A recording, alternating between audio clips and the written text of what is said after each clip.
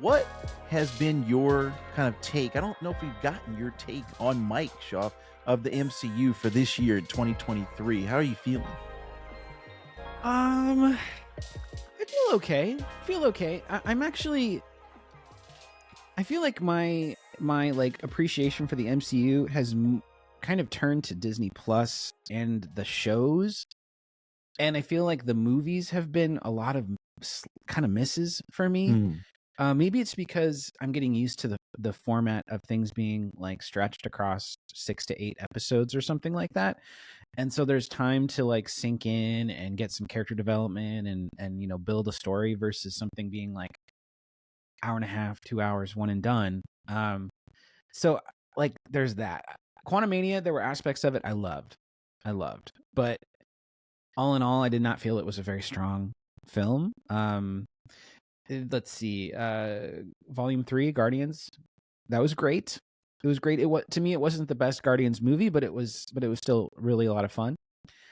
This movie was a lot of fun, but we'll talk plenty about it. But the first thing I want to say about it is just that I do not think this was a very accessible movie for somebody who doesn't know all the inner workings of what's going down, especially because I think this movie more than any of the other ones relied heavily on Disney Plus.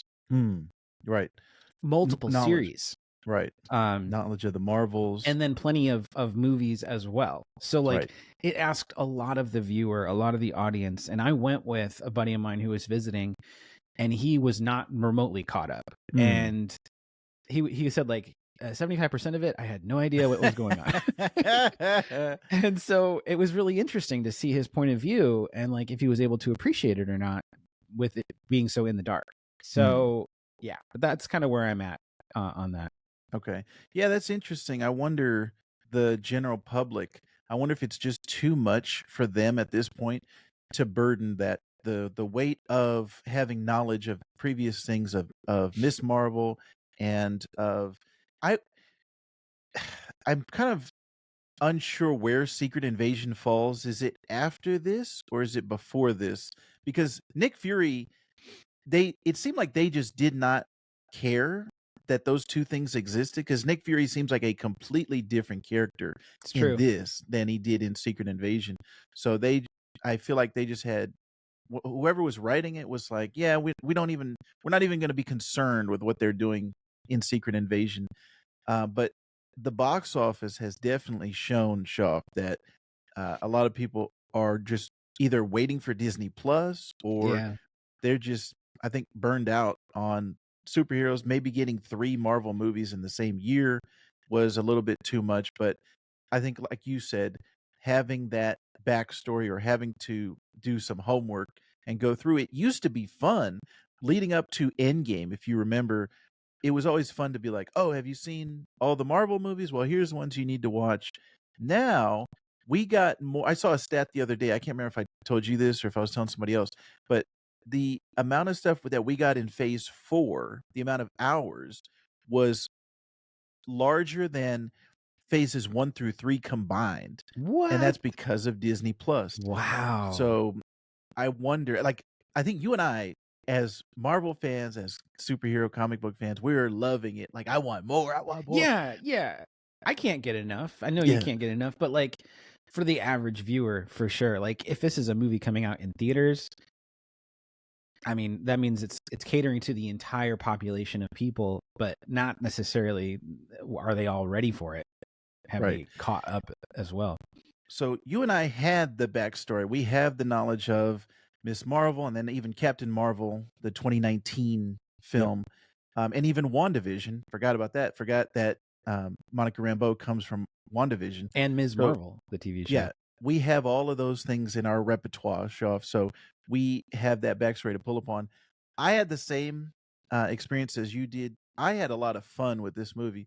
I thought the story was the weakest part about it. Like, if I take away the charisma of the actors and I take away the fun that I was having with them and just think about what actually happened in the storyline, I'm less than satisfied. But for me, the combination of the chemistry of the actors, the jokes, the humor, and the fun of this whole thing, that's what led me to say when I walked out of the theater, "Man, that was a fun time." And then those 2 post credits, or I guess one was a pre-credits, one was a mid-credits, but those 2 scenes, and we are full spoilers here, so if you haven't watched the Marvels, we're gonna spoil it, but judging by the box office, nobody's seen it, but, Well, somebody's seen it at least 3 times. except for, yeah. Well, some people are like that, but for us mere mortals who are able to see it once, Shoff, I think um, this, like I said, the humor and the fun of it is what led me to say I had a good time. And the two credit sequences are both setting up things that Yeah. my Peter tingle was tingling.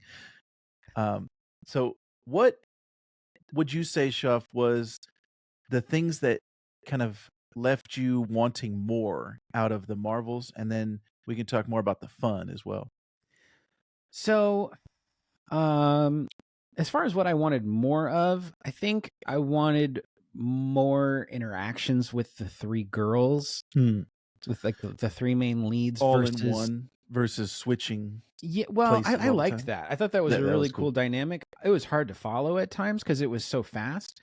But real quick, like that was a technical marvel of Mm, its own. Like yes. being able to choreograph that, I the thought that was different power fantastic. sets, them working together, the dance of it all. It was impressive and Yes. visually stunning. And even though it was happening so fast, I was like, wow, wow, wow, wow, wow, wow, wow, wow, wow, wow. Like I couldn't. I was like, this is really cool. This is a lot of fun, and I'm really big on like really interesting fights. And so like they Mm, really took it to a very yes. special, unique, all their own place with how they were doing all this power swapping and body swapping and stuff like that. So Right. so that was a lot of fun.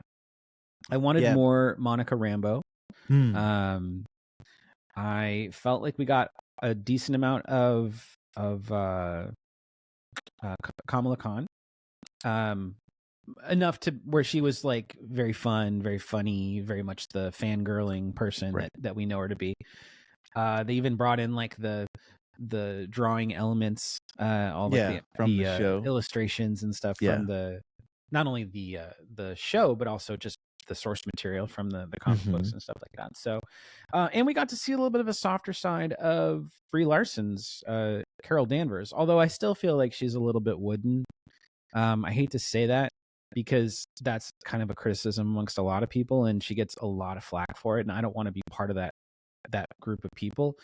But I will say that in some senses, I can understand why people feel that way because it does kind of come across a little bit Mm, wooden or emotionless or. And that's a choice. It could be a choice. I don't think she's not a bad actress. Like she does a lot of great stuff. It's right. not that. It's the choice to be that way. Right. Whether I that think be a we director's saw decision or hers. right. I think we saw that in Ahsoka with Rosario Dawson. I Right. think we got the exact same thing where it's like I think she's a great actor, but I wonder what the direction was. And it's funny because a buddy of mine at work came in yesterday and he's like, "You know what? I rewatched Mandalorian and her first appearance, he's like way less arm crossing. He was like the fighting was more dynamic and she just felt like she had more energy and more fun." And I looked at it and I was like, "Oh, that original appearance was directed by Dave Filoni." So I don't know what the maybe he had a change of heart between those 2, but, Hmm. um, that is interesting, and I think you're right. Brie Larson, I think, is a fantastic actor. She's actually gonna be in that Scott Pilgrim animated show that's coming Oh, out that's right. Yeah. later this week, Envy but Adams. Yeah. yes, I can't wait to see that, but I had a lot of fun with her and the kind of weight that she felt trying to go back and help the Kree and help everybody, but then also dealing with the ramifications where Monica was saying, "I needed you, we needed you, and you weren't there." I kind of almost wish they would have gone a little bit deeper into that because I felt like that was resolved pretty quick. As soon as she said it, then Iman Vellani gave him a hug, and then okay, everything's good again. Now we're happy. But it's like I think that trauma Monica Rambeau has lived with for decades, almost, and at this point, why did it vanish so quickly? I understand the Yeah, movie was, they had a kind of a breakneck pace in the movie, but I almost wish we got a little bit more there. yeah. It was the shortest MCU movie I think of all time in terms of run length. Yes. Yep.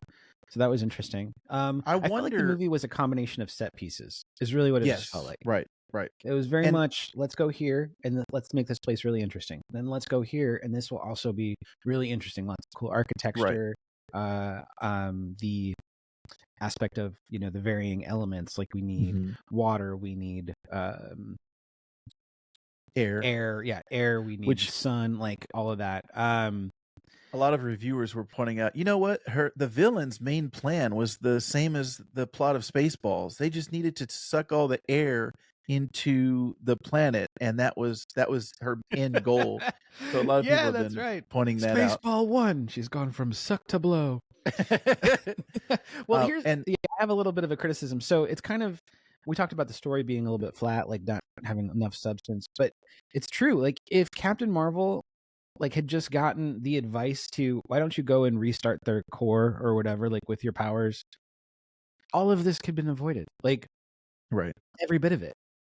She never thought, like she never tried anything else. Like the I've seen that. whole Yeah. thing could have been avoided. Yeah. The aspect of bringing the bangle into it seemed really forced. Mm. Um, I feel like that definitely should have been set up a little bit more because and again, just like with your friend, if you hadn't seen Miss Marvel, then that has no weight for you on her side. And then on the Kree side, like we hadn't seen that been mentioned before, or that hadn't been something that, oh yeah, this is an ancient thing that we've been looking for. So that would have been nice to have a little bit more setup yeah. And then on both what's sides. interesting is the whole like double bangle thing. By the end of the film, Miss Marvel's back to one bangle. I noticed that. I was What was very that? surprised. Yeah. Maybe I feel like that was like a flub. That does not make any sense. Very, very much could be. That's a very good possibility because that to me did not make any sense because we've got both of them and we've got these in the comics, these quantum bands, which Yes, it was that's right. funny. They retcon them to be quantum bands. Yeah. Somebody was one of the reviews I was watching on YouTube. They put that clip of Scott Lang putting, do you people just put quantum in front of everything? When they were talking about the quantum bands, but that's yeah, history of Captain Marvel and the cosmic stuff. So I don't know what Marvel's going to do with that. I don't know if they're going to bring that into Secret Wars or Kang Dynasty. But I was like you, Shav. I was like, why doesn't somebody have both of them? If it's not Miss Marvel, then Captain Marvel have them, or Monica Rambeau. Somebody have both bangles at the end Well, of this and film. help me out here because this threw me off too. There was a moment where Ms. Marvel was using her powers but didn't have the bangle. Either of them. She had it had been taken off of her by Dar-Ben, and she had put them both on her arms, and she was like she couldn't handle the power. Like it was too much for her. It was like singeing her skin and everything, right? Like but then Miss Marvel can put them both on with no issues. Right, So the explanation of why that is was not explained. right, The explanation of how she can use her powers without having the bangle, like that would mean that she could have used those powers before. Like in Ms. right. Marvel, she couldn't do those things until she put the bangle on. Yeah, Is it that the bangle activated her powers? I think so because and this is changing from in the comics she's an inhuman Right, and so exactly. the Yeah. the Terrigen Mist is what activates her powers. In the MCU she's a mutant. So I was a little bit fuzzy on that too. Does the bangle activate her mutant powers? And so from now on she's just got them activated. And also the fact that she's creating these hard light constructs instead of being stretchy. Yeah. I kind of wish they had gone more the comic book route on that, but I guess it ties in all three of them have light-based powers and all three of them like it works for this movie, but there's just a lot of things like you said, the going from set piece to set piece is fun, but the story behind that, like if you stop to think about why, it just kind of falls apart for me. I liked a lot of the places that they went to, especially the dance planet, the music planet, or where they spoke in song, That was that kind of planet corny to me. I was got to be I honest. thought that was fun because it was like I mean, I also like musicals, so to me, it was like, "Oh, this is a musical. I'm watching a musical at Well, this point," I so do that too. I was mean, fun. I've been in plenty of musicals, And but you that didn't like that? no. Just like I didn't like the piano scene in Doctor Strange Multiverse of Madness when Oh, they're right, right, doing right. They're spells fighting magic, with with music. Beethoven or Right. Mozart or whatever bullshit. Like that just gosh. Ugh, that I rolled my eyes so hard at that whole scene. I was like, "Give me a break." Sending I quarter notes at them. My you gosh. I had Here, forgot all have an about eighth that. note. I had forgot all about that. But yeah, that was, something that I liked the set pieces at individually, but they just didn't come together, and that the guy that played the prince on that planet, Park I'm gonna mess up his name, Park Seo-joon, apparently, he's like a big international star, and a lot I've of heard people this. were Yeah. upset that he's I guess he had been promoted as like he was the star of the movie and he had a huge role. And then I would be upset too if I thought that and come to find out he's got a very minor role, but he was fine in what they gave him. And the same with the villain, Darben, played by Zawe Ashton. And that is Tom Hiddleston's partner. And I thought that was fun that we got both Loki season finale Yeah. and the Marvels in the same week. So both of them got to celebrate. But I just think they did not give her enough to do, like, there which just wasn't enough, and for the villain of this movie, it's like, to me, she felt like a little bit of, an underling, like, she didn't feel like a Thanos, she felt like the person set or maybe like a Loki in Avengers 1, like, setting up for the main baddie, but she is the main baddie in this, so I just felt like the story and the writing kinda let it down at that standpoint, not the acting, just the story behind it, so, again, that was to me, just did not tie together the whole movie, but I had fun.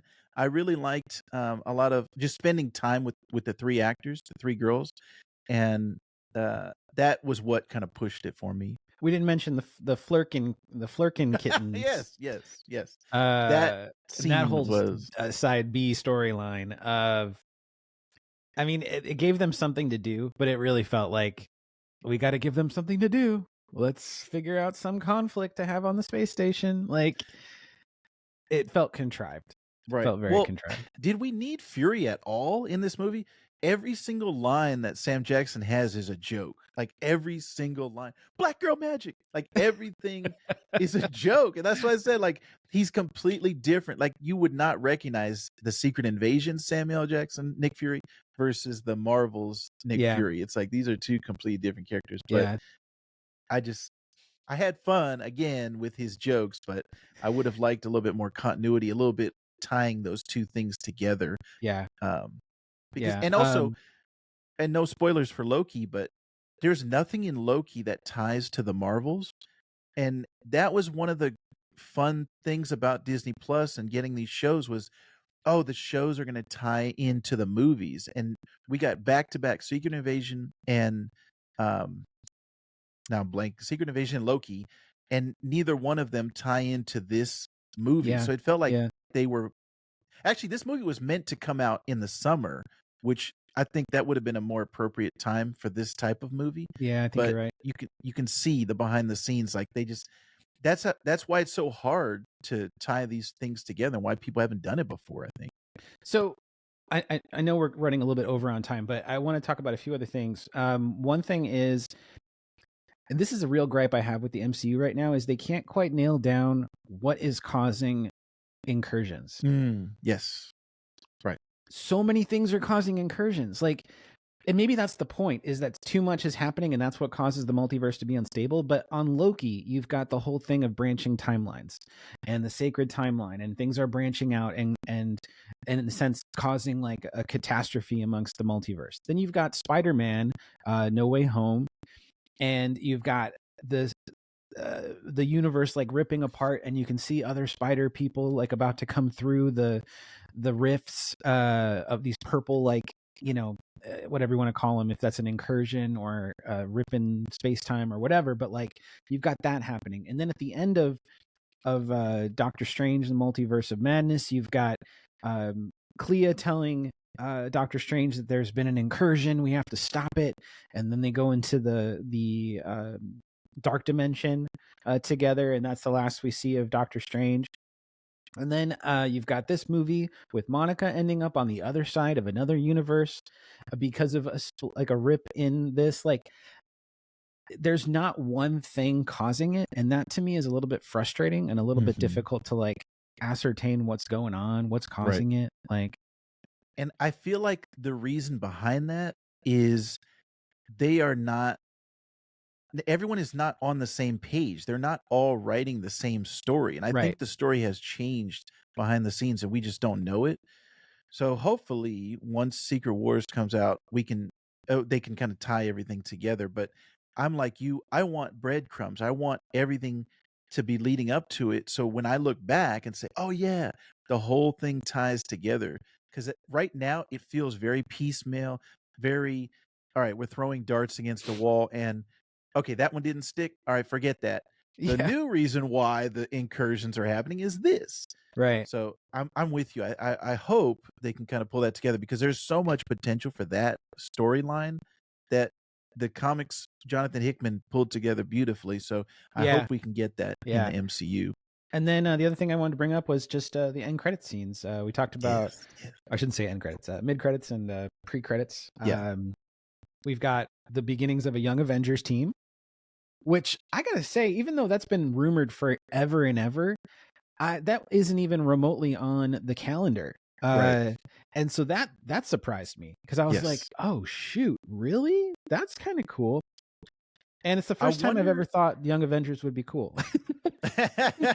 Well, Up until this point, whenever they've brought it up, I'm like, I don't care about a bunch of youngsters like pretending to be like the main team. That just seems really, really dumb to me. I don't know. I But have a comic recommendation for you. I'll tell you off mic. There no, is a tell it on Mike so fantastic. that everyone else Oh, can benefit. well, there is a fantastic Young Avengers storyline. Really, the first one that brought them all together and came up with the concept of the Young Avengers. That is the one I would recommend. Young Avengers Volume One from April of 2005, and the artist was Jim Chung, and the writer was Alan Heinberg. Okay. That storyline is fantastic, and that is the one that everybody was kind of when all of these things were setting up, all of the rumors of they're setting up Young Avengers, Young Avengers. It comes from that storyline. It comes right after the Avengers disassembled storyline, Oh, which okay. kind of very much like the MCU. The Avengers have kind of been disbanded, like they kind of go away, and this Young Avengers team has to come together and step So up. does that then does that happen before House of M? Because disassembled it leads kind of into House of M. I think it's right after Okay. House of M. If I recall, I'm a little fuzzy on the timeline, but I Okay. believe it's right after House of Cool. M. Cool. But it is a fantastic story, and I wish Marvel would do more with that because that was 2005, and we're now in 2023, and there's no Young Avengers book that's coming out right now. So if you hadn't read that, I think I would probably be on the same page as you, Shoff, where I'm like, Young Avengers. That's like the baby team. That's like the Yeah. Muppet Babies. But I read that Me as it was coming out, and it is. was like, yeah, that's like a baby's comic. But yeah, highly recommend Young Avengers. Anyone out there who hasn't read it. And so that got me excited when she started saying those names. And also just Iman Vellani doing the Sam Jackson lines and Yes. doing that impression. I thought that was funny. But you know what was actually interesting? I was looking up the other day Kang Dynasty, the cast, and the cast was all the Young Avengers that they've set up so far, pretty much. So maybe Kang Dynasty is where they're coming together. They're not doing a Young Avengers movie, but maybe Kang Dynasty is where Oh, they all come together. I don't know at this point, but we'll see. That'll be I very like that. interesting. I like that. And then of course we get the mid credits scene, which that was nice. You got to assume that took place like under the Xavier mansion, right? Mhm. Like in like Right, a right, right. laboratory or something, like underneath. You got to assume. Yes. Yes. And then we meet. Well, we see Maria Rambeau again, but she's all like wrapped up in a thing until she reveals that she's wearing the binary costume, which is actually Carol Danvers in the comic books. Right. But binary is a very cool character and has ties to the X-Men, so that's really appropriate. And you put out a recent short, actually not even so recent, but now it's gotten a lot of traction because everyone's like, who the heck is binary? Yes. If anyone is interested, I will leave a link in the show notes to my binary short. Yeah, like Shaw said, it's getting some nice traction. So if you'd be so kind and check that out, it's all about the Carol Danvers version of binary. But yeah, I'm very interested to see what they do.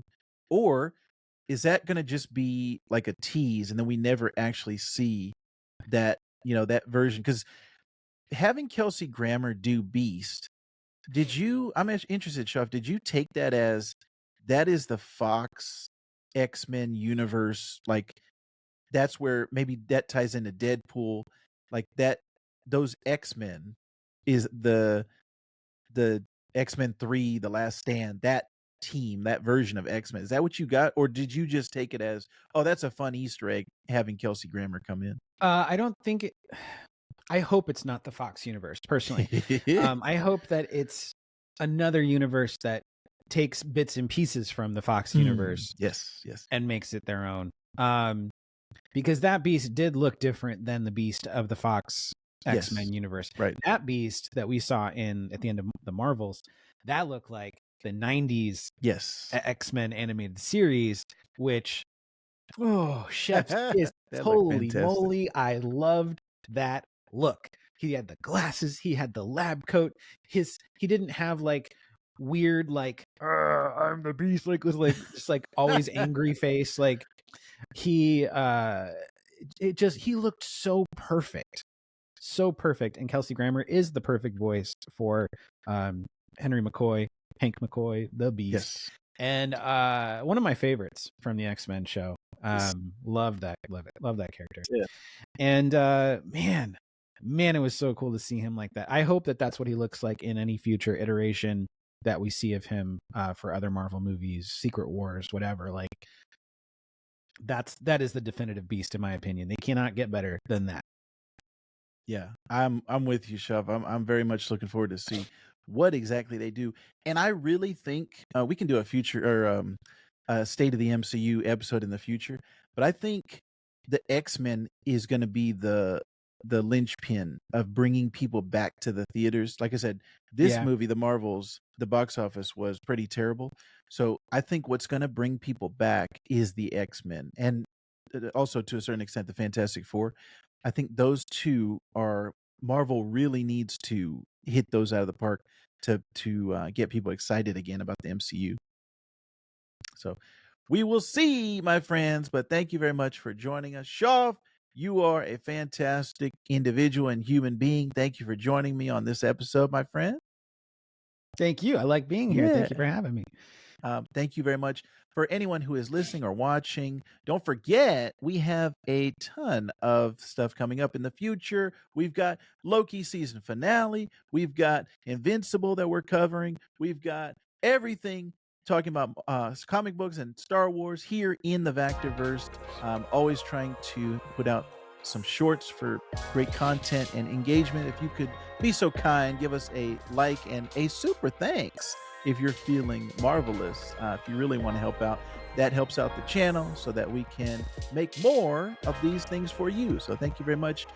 If you are so interested, you can also leave a comment down below. Tell us what you thought about the Marvels, because I'm very interested to see, are you waiting for Disney Plus? Are you not interested at all in the Marvels?